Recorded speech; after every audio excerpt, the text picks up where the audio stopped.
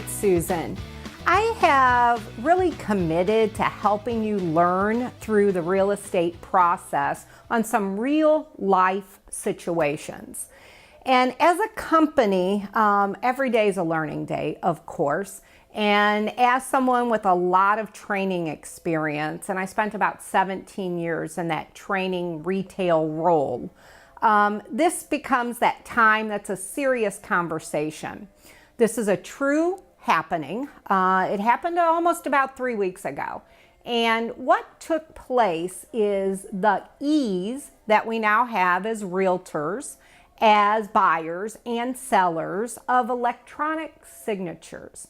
So electronic signatures, if you haven't experienced them, you can be dealing with your bank, you can be dealing with a title company, and for us in real estate, it's kind of the norm now. Instead of having to call you out at 8:30 at night or us running to you at 8:30 at night to present a contract, we can present it all to you electronically.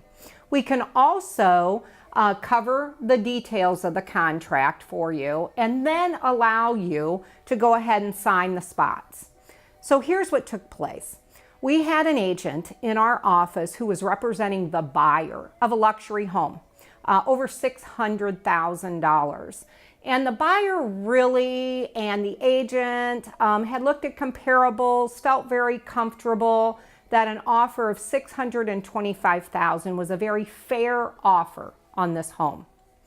They present this offer to the agent who's representing the seller. And let me tell you, this isn't a new agent. This is an agent who really emphasizes that he manages large luxury transactions.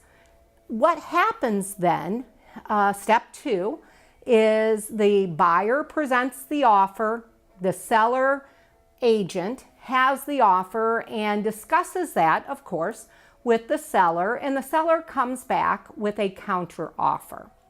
What happens in this situation is the agent representing the seller types up this contract and they send it electronically. Agent types it, sent electronically to sellers. Mr. Seller signs it, Mrs. Seller signs it, and then it's presented back to our agent. Here's where the problem comes.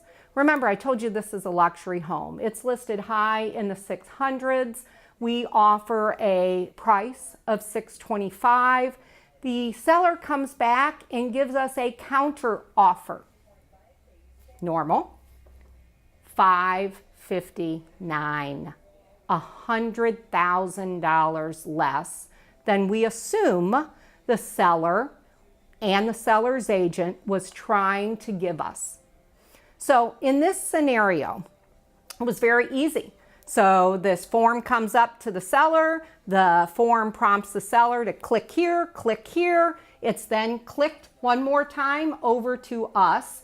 And now all of a sudden, this seller who believes, we think, that they're selling their house or wanting to sell it for $669,000 or $659,000 has presented us a $559,000 counter. Crazy, real life story. What can happen at that point is if the buyer signed that contract, it's truly an enforceable contract. The seller has presented an offer, remember $100,000 off of what probably the intended amount was. The agent typed it, both sellers signed it, and then presented it to our side.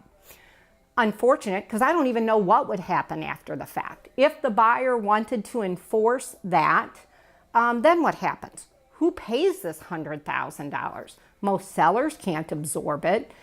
Is it an error on the realtor's part? Of course it is. They're the ones who typed the contract. But how far does it really go? And how far could a buyer really push it?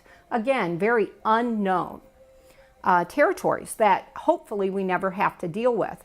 But for me to tell you, in this electronic world, whether it be you're ordering chairs from Target and the last time you ordered you were sending them to a different address, or whether it be banking and you send the wrong routing number because it's easy to type in, or real estate, those quick, easy to use electronic signatures have to be managed.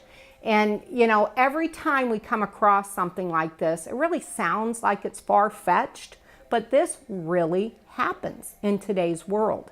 So take the time, especially when you're dealing in a large transaction like buying or selling a home, to hire a true professional, tried and true professional, not just somebody who says, I can do this for you. Make sure that they're getting top dollar for their houses. They're getting and servicing their clients properly, and quite honestly, they're protecting your assets. If you have any questions, please contact me direct, and we will sure try to keep you up to date on any kind of concerns that we really see that takes place here in real estate today.